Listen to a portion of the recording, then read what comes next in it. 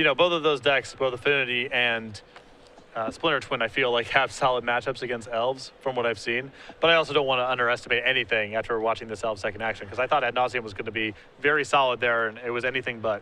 I know that one of your favorite things is jumping into a beatdown. We might be watching that right now. You take a look at Wagner's board of Torpor Orb, Arcbound Ravager, Signal Pest, Spell Skite, couple of lands, Mox Opal, and looks like Cranial Plating too.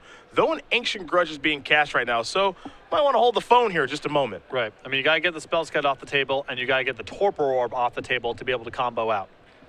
And for what it's worth, C's life total is actually quite high. Yep. I expected it to be lower, given things.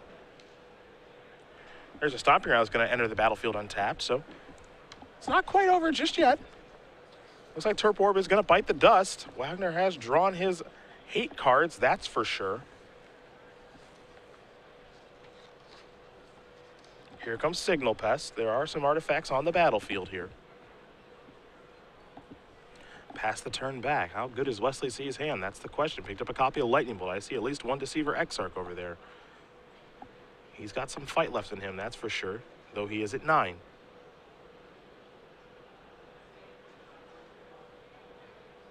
This appears to be a copy of Spellskite. Wagner untapping. Take a draw. Didn't get a great look at it. It's another copy of Signal Pest. Just trying to add the artifact count. Yep.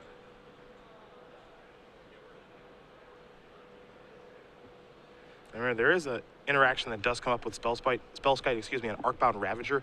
You can redirect the modular from Arcbound Ravager over to Spellskite. Now, modular is this weird thing where it says, you know, yes or no. So if you redirect to the Spellskite, you can just say, no, I'm not going to use it. Right. But you can change the target of the modular.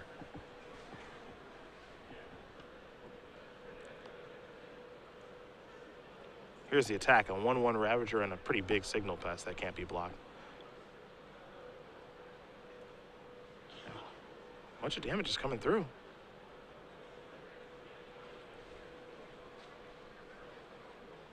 Looks like 6. Maybe not. How about a Lightning Bolt? Ravager's going to eat that Signal Pest. It'll get a little bit bigger. Maybe a little more eating to be done here. Potentially. A little surprised that not being the case. Maybe want to work your way through that annoying Spellskite. It seems like you're likely to want to pump up the Ravager anyway. Looks like that's a copy of Vault Scourge, promo edition. Play and equip, pass the turn back. See, we'll draw a card. Steam Vents.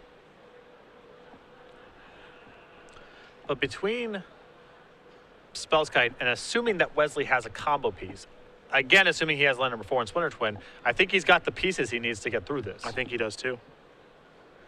He'll pass the turn back. Because Andrew's modular tricks are shut off for the reason that you mentioned.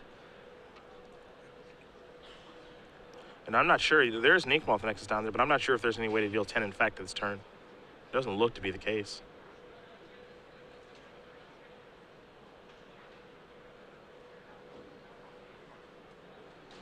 Here's Deceiver Exarch.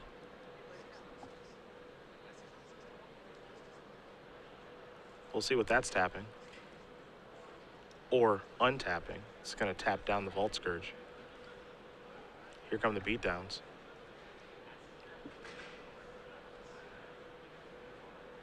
Spellskite will jump in front of the Ravager.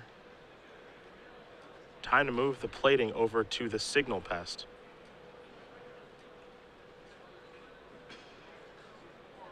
Looks like it's a hit for 6. You can activate the Inkmoth Nexus and make it 7. With tapped out here, if Wesley is tapped out in this spot, it means that he would have to pay 2 life for the redirection. Now Arcbound Ravager and Cranial Plating have this sort of weird tension with one another. They do.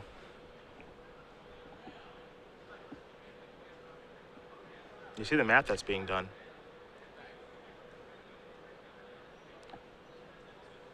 Right now, if you just simply count Inkmoth Nexus as an artifact, yep, that's the easiest thing to do. There are 7 artifacts on the battlefield. Signal Pest is not going to pump itself. because it does not pump itself in Battle Cry. So 7, and then if you sacrifice the Ravager, you're down to 6 artifacts, but then you get the 2 counters up to 8 artifacts. 8 is not 9. Right. And the 2 points there from the Ravager can be redirected. It's the same as paying for it. That's so a Splinter I think Twin. Andrew's 1 point short. Yep, and that is going to do it. Wesley C is going to win this match here over Andrew Wagner. 2-1. Blue-Red Twin is moving on to the finals to play against Elves. I think on that turn previous that Andrew needed to make that Ravager large enough to trade with the Spell Sky. Or sorry, to force the Spell Sky into a chump block there rather than being able to stay alive. Because if Wesley had